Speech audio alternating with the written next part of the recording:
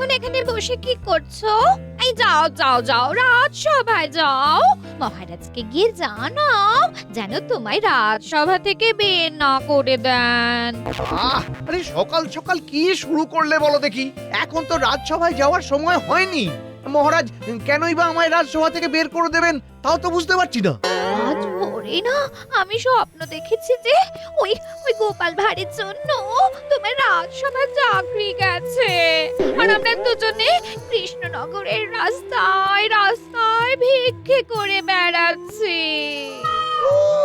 সারাদিন খালি গোপাল গোপাল আর গোপাল। এখন দেখি সে স্বপ্নেও হানা দিচ্ছে। এসব ভুলভাল চিন্তা ভাবনা ছেড়ে নিজের কাজ করো দেখি, যাও। আমার কেমন ভয় হচ্ছে জানো, সবাই বলে ভোরের স্বপ্ন নাকি সত্যি হয়। আর অমনি তুমি তাদের কথা বিশ্বাস করে নিলে। আরে আমি কি এমনি দুশ্চিন্তা করছি নাকি? এমনি গোপাল তোমার যখন তখন সবার সামনে অপদস্থ করে। মহারাজও তোমাকে অনেক কথাই শোনান, তাই আমার তোমাকে নিয়ে না খুব চিন্তা হয় গো। ঠিক আছে, তোমার যখন এত চিন্তা, আজই ওই গোপালের একটা বিহিত আমি করবই। এই আমি তোমায় কথা দিলাম। এখন খেতে দাও, খেতে দাও, আমাকে রাজসভায় যেতে হবে। তাই যেন হয়।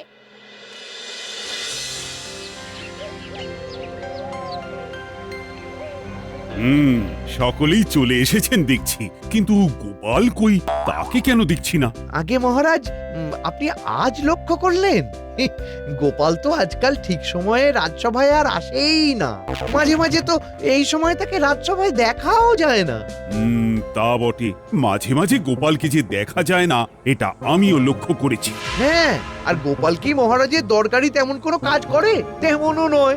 মানে কি বলতে চাইছো? মানে বলতে চাইছি যে যেমন সেনাপতি আছে আমাদের রক্ষা করার জন্য, রাজবৈদ্য আছেন চিকিৎসার জন্য, গোপালের এই রাজসভায় কি কাজ মহারাজ? এ কথা সত্যি যে গোপালের সেই অর্থে রাজসভায় কোনো কাজই নেই। তবে গোপাল সময়ে অসময়ে অনেকবার আমাদের সঠিক বুদ্ধি দিয়ে বাঁচিয়েছে। সে তো অবশ্যই, সে তো অবশ্যই। কিন্তু এখন আর গোপালের বুদ্ধির আপনার কি দরকার আছে? আর আমরা তো আছি, তাই আপনি গোপালের রাজসভায় থাকা সম্পর্কে একবার ভেবে দেখতে পারেন।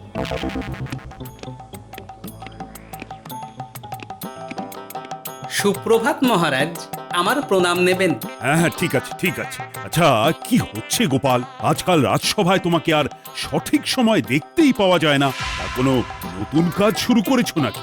ক্ষমা করবেন মহারাজ, আসলে এখন আর আমার বুদ্ধির দরকার পড়ছে না, তাই দেরি করেই আসছি মহারাজ।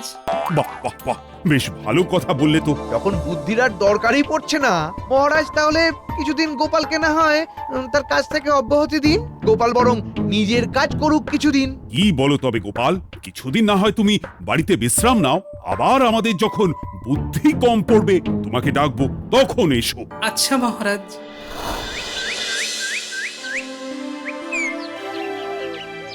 তাহলে এবার বলো গিন্নি, সব তো শুনলে, এবার কি করা যায়? রাজসভায় গিয়ে মহারাজের সঙ্গে কথা বলে দেখো না গো, তিনি যেন আবার তোমার রাজসভায় ফিরিয়ে নেন। হ্যাঁ না গিন্নি, রাজসভায় আমি আর নিজে থেকে ফিরে যাব না, যতক্ষণ না মহারাজ ডাকছেন ততক্ষণ। ও গোপাল দাদু, আজ তুমি আমাদের বটতলায় বসতে বলেছিলে, ভুলেই গেছো দেখছি। আমরা সেই কখন থেকে বসে আছি, তুমি আসছো না দেখে তাই আমরা এখানেই চলে এলাম। সে বেশ করেছিস।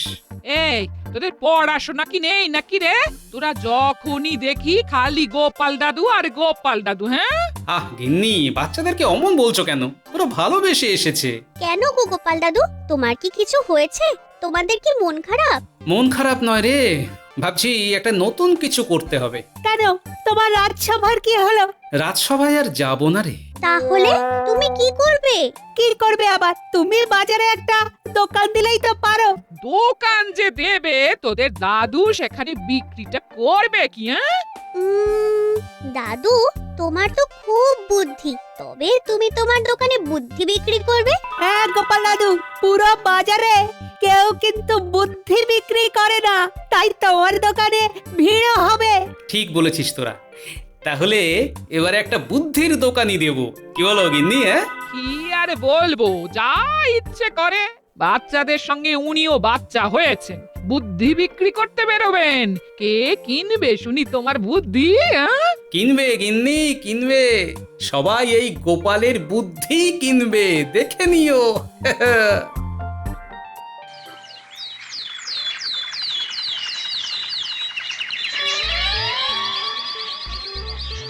বুদ্ধি বুদ্ধি বুদ্ধি, বুদ্ধি চাইতে লজ্জা পাবেন না, আর ধার চেয়ে লজ্জা দেবেন না।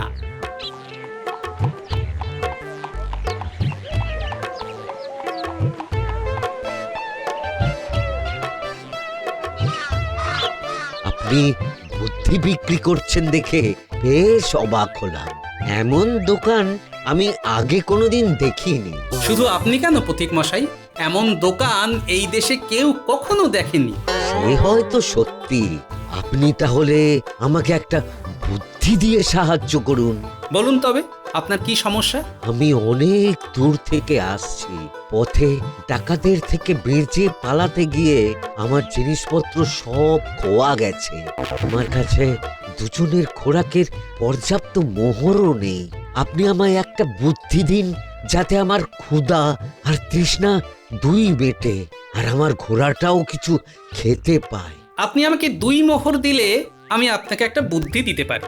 আপনাকে 2 মোহর দিলে আমার কাছে আর 3টে মোহর পড়ে থাকবে। আমার বাড়ি ফিরতে 2 মোহর লাগবে। এই একটা মোহরে আমি কি কিনে খাবো, আর ঘোড়াকেই বা কি খাওয়াবো? ওই 1 মোহরই হবে। আপনি ওই পাশের দোকানে গিয়ে ওই একটা মোহর দিয়ে 2টো তরমুজ কিনুন। তরমুজের লাল শস্য খেলে আপনার ক্ষুধা তৃষ্ণা 2 মিটবে, আর খোলাগুলো ঘোড়াকে খাওয়ালে তারও পেট ভরবে। দেখাই যাক তোমার বুদ্ধি কাজ করে কিনা।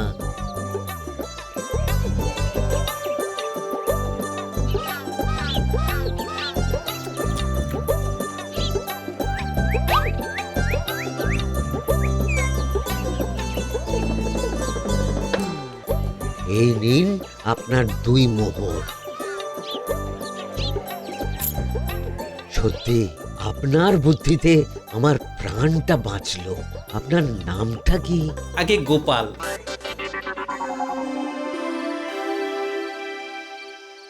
এই নাও গিন্নি, আজকে রায় 2টো মোহর। প্রথম দিনের হিসেবে মন্দ নয়, কি বলো? হ্যাঁ হ্যাঁ, ওই আর কি। শোনো গিন্নি, ওই তোমার যে গয়নাগুলো আছে না, আমি একটু দাও তো। গয়না? গয়না মানে তো ওই কটা রূপোর গয়না? হ্যাঁ হ্যাঁ, ওগুলোই লাগবে। কিন্তু কেন, কি করবে? কাল সকালে তোমায় বলবো।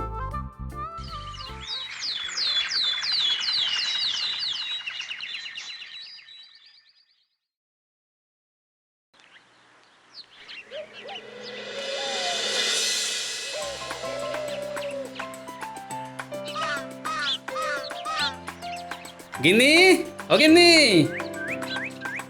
কি হলোটা কি? এত চেঁচামেচি করছো কেন? এই নাও তোমার গয়না। ও মা, তুমি আমার সোনার গয়না গড়িয়ে দিলে গো। না না গিন্নি, এগুলো তোমার সেই পুরনো গয়নাই, শুধু সোনার জল করে এনেছি। এগুলো জল করে এনে কি লাভ হলো? আমি কি এগুলো পরে ড্যাং ড্যাং করে ঘুরে বেড়াবো নাকি? না না, ড্যাং ড্যাং করে বেড়াতে হবে না, শুধু কাল এই গয়নাগুলো স্নানের ঘাটে পড়ে গিয়ে মন্ত্রী মশাইয়ের বউকে দেখাতে হবে। আর কি কি করতে হবে আমি বলে দিচ্ছি, শোনো। কি গো, তোমার স্বামীর নাকি শুনলাম রাজসভা থেকে চাকরি গেছে? তাতে কি হয়েছে? আমার স্বামী যে নতুন দোকান শুরু করেছে, তা জানো না? হ্যাঁ, শুনছিলাম। তা সে কি স্যাকরার কাজ শুরু করলো নাকি? তাই কি নতুন গয়না গড়ে দিয়েছে?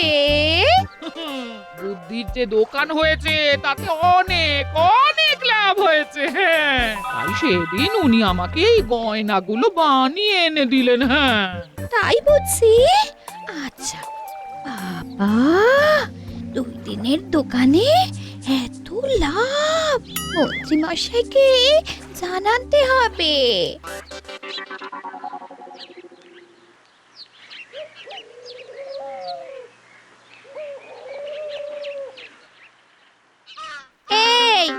গোপালকে রাজসভা থেকে বের করে কি করলে? তার বউ যে এখন সোনার গয়না পরে ঘুরে বেড়াচ্ছে গো। কেন, তুমি আবার তাকে কোথায় পেলে? গোপালের বউ আজকে স্নানের ঘাটে না সোনার গয়না পরে এসেছিল।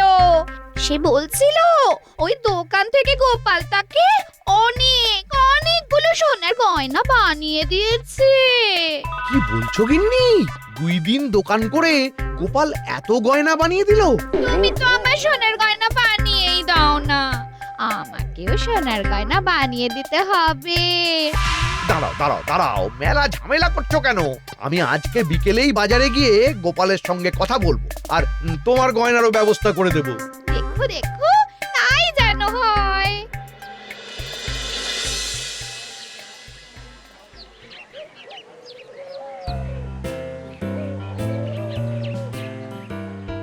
কি হে গোপাল, বেশ ভালোই তো দোকান করেছো, বুদ্ধি বিক্রি করে তো ভালোই নাম করেছো। কেমন? আগে আপনার দয়াতেই তো এটা সম্ভব হলো মন্ত্রীমশাই। তাহলে এইবার আমাকেও একটা বুদ্ধি দাও। বুদ্ধি সে দিতে পারি, তবে আমাকে 1 মোহর পারিশ্রমিক দিতে হবে। সে ঠিক আছে, আমি তোমাকে 2 মোহর দেব।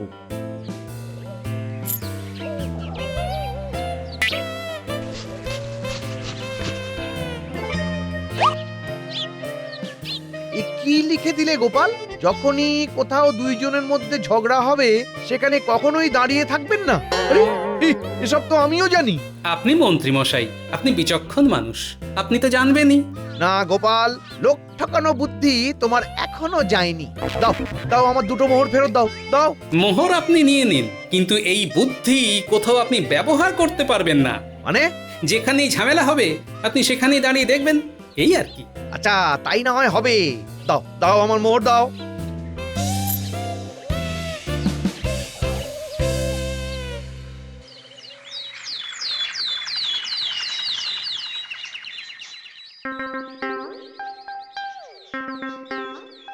আমি বলছি সিংহ বসানো হবে। সিংহ দুয়ার মানে কি? যে দুয়ারের উপর সিংহ থাকে। কিন্তু আমাদের প্রতীক হলো বাঘ, তাই দরজার উপরে বাঘই থাকবে। আহ মহারাজ, আপনার কথার কোনো যুক্তি আমি খুঁজে পাচ্ছি না। সিংহ রাজাদের শৌর্যের প্রতীক, তাই সিংহই বসবে। না না, বাঘই বসবে, সিংহই বসবে, বাঘই বসবে। সিংহই বসবে। গোপালের কথা না মেনে কি যে জ্বালায় পড়লাম। এখন রানীমার কথা শুনলে মহারাজ রেগে যাবেন, আর মহারাজের কথায় সায় দিলে রানীমার কোপে পড়বো। আমাকে এরা আগা থেকেও কাটবে আর গোড়া থেকেও কাটবে। কি হলো মন্ত্রী, তুমি বলো, রাজপ্রাসাদের মূল ফটকের ওপর কি থাকবে? হ্যাঁ বলো মন্ত্রী, কি থাকবে? সিংহ না বাঘ? আমাকেই বসিয়ে রাখুন, কারণ আমার তো কোনোটিরই ঠাঁই হবে না। কি হলো মন্ত্রী, কিছু বলছো না কেন? আগে মহারাজ, আমার না সকাল থেকেই পেটটা কেমন কেমন করছে, এখন আবার ব্যথাটা বেড়েছে। আমি বাড়ি যেতে চাই মহারাজ। কিন্তু এই প্রাসাদের দরজায় কি হবে? বাঘ না সিংহ কি বসবে? এই কথা যুক্তি দিয়ে কে বলবে? রানীমা, আমি কাল এসে আপনাকে আর মহারাজকে সব বলে দেবো। এখন আমায় যেতে দিন, নইলে সর্বনাশ হয়ে যাবে। হ্যাঁ, তুমি যাও, কাল এসো। আমি বলছিলাম মহারাজ, সিংহই বসবে দরজায়। আমিও দেখব বাঘ বসবে না সিংহ।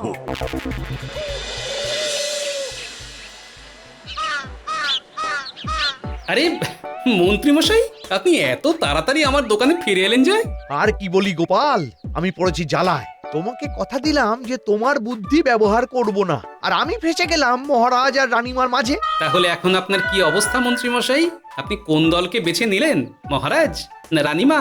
আমার অবস্থা তো শাঁখের করাতে কাটার মতো, যেভাবেই হোক না কেন ক্ষতি হচ্ছে আমারই। এখন তাহলে আমার করণীয় কি? তুমি আমাকে একটা বুদ্ধি দাও, নইলে আমি এবার মাঠে মারা পড়বো। গোপাল, তুমি আমায় বাঁচাও। কিন্তু এইবার তো আর 2 মোহরে হবে না মন্ত্রীমশাই, এখন যে 20 মোহর লাগবে। হ্যাঁ, তুমি তাই নাও, তাই নাও। আমাকে একটা বুদ্ধি ভাবতে দাও।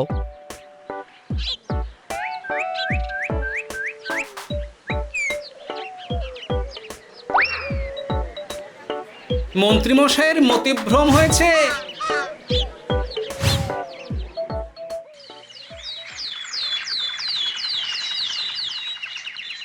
কি মন্ত্রীও দেখছি গোপালের মতোই দেরি করে রাজসভায় আসা শুরু করেছে।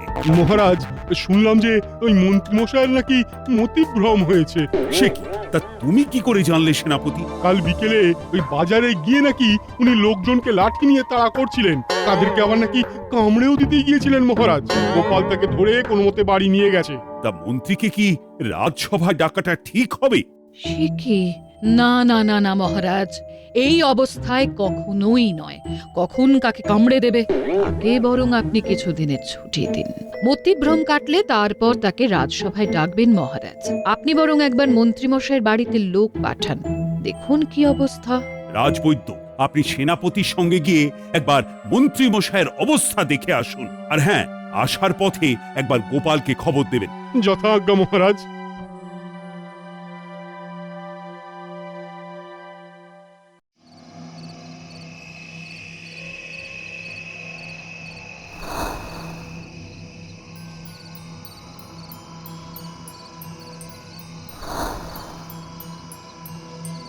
গোপাল, আরে ও গোপাল! আরে মন্ত্রীমশাই, আপনি এই গরিবের বাড়িতে, তাও আবার ছদ্মবেশে? হ্যাঁ গোপাল, এইভাবেই আসতে হলো। তোমার বুদ্ধিতে আমি আপাতত বেঁচে গেছি। সে তো খুশির খবর মন্ত্রীমশাই। কিন্তু মহারাজ আজ বাড়িতে রাজবৈদ্য আর সেনাপতিকে পাঠিয়েছিলেন। রাজবৈদ্য মনে হয় আমাকে সন্দেহ করেছে। এখন কি উপায়? হ্যাঁ, তারা আমার বাড়িতেও এসেছিলেন। সেসব ছাড়ুন, এখন যে উপায় বাতলে দেব তার জন্য কিন্তু 50টা মোহর লাগবে। সে তো দিতেই হবে। যে গোলক ধাঁধায় আমি পড়েছি, আমাকে একমাত্র তুমিই বাঁচাতে পারবে গোপাল। মন্ত্রীমশাই, আপনি একেবারে শান্ত হয়ে বাড়িতে বসে থাকুন, কোনো জায়গায় বেরোবেন না, কারো সঙ্গে কথা বলবেন না। কিন্তু মহারাজ বুঝতে পারলে? সঠিক সময় এলেই আমি জানাবো আপনাকে, তখন মহারাজকে সবটা বললেই তিনি আপনাকে ছেড়ে দেবেন। তাহলে সেই মতোই করি। তুমি এখন ভরসা গোপাল। সেনাপতি, মন্ত্রীকে ছাড়া তো রাজকার্য চালানো বড় মুশকিল হয়ে যাচ্ছে। তুমি গোপালকে খবর দিয়েছিলে? হ্যাঁ মহারাজ, আজ 3 দিন তাকে আসার কথা বলেছি, কিন্তু সে এখনো আসেনি। কি বলছো? আচ্ছা, আমি যাব তবে বাজারে, দেখি গোপাল কি বলতে চাইছে।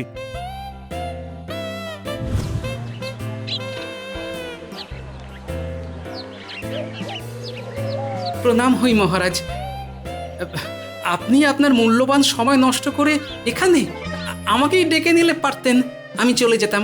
তোমাকে তো গত কয়েকদিন ধরে রোজই আমি ডাকছি গোপাল, তুমি নেই, মন্ত্রী মশাই নেই, আমার রাজসভা যেন খাঁ খাঁ করছে। তুমি রাজসভায় ফিরে চলো। ক্ষমা করবেন মহারাজ, রাজসভা থেকে বেরিয়ে এসে একটা ছোট্ট দোকান খুলেছি, এখন পসার বেশ বেড়েছে। আরে তা তো দেখতেই পাচ্ছি, বুদ্ধির দোকান বলে কথা, তা রাজসভায় আবার আসলেই তো হয়ে যায়। দোকান ছেড়ে যদি রাজসভায় যাই তাহলে যে লোকসান হয়ে যাবে মহারাজ, আর যদি আবার রাজসভা থেকে আমাকে বের করে দেন তাহলে তো আবার এই দোকান দিতেই হবে। তাই মহারাজ। বুঝেছি বুঝেছি, ঢের হয়েছে। এই না 500 মোহর, তোমার ব্যবসার ক্ষতিপূরণ। তুমি আজকেই আমাদের সঙ্গে চলো আর মন্ত্রী রূপে যোগদান করো। মন্ত্রীমশাই যদি গোসা করেন মহারাজ? সে চিন্তা তুমি করো না, সে এখন অসুস্থ। যতদিন না সুস্থ হন তুমি মন্ত্রী হলে, তিনি ফিরে এলেই তোমরা যেমন ছিলে তেমন হয়ে যাবে। যথা আজ্ঞা মহারাজ। দেখলে, আমার দেখা স্বপ্নই সত্যি হলো। ওই গোপাল তোমাকে ভুল বুদ্ধি দিয়ে আজই নিজে মন্ত্রী হয়ে গেল। কি বলছো কি? গোপাল মন্ত্রী হয়েছে? দেখো তো গিন্নি, দেখো এই সময় কে এলো, দেখো। হ্যাঁ, যাই।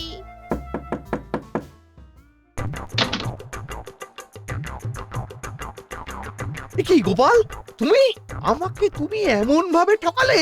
আপনি আমায় ভুল বুঝেছেন। নিজে মন্ত্রী সেজে আমাকে দেখাতে এসেছো, আমাকে ঠকিয়েও তোমার লজ্জা নেই? আমার এই মন্ত্রিত্ব পাওয়া আপনার মন্ত্রিত্ব ফিরিয়ে দেওয়ার জন্যই মন্ত্রীমশাই। মানে কি বলতে চাইছো?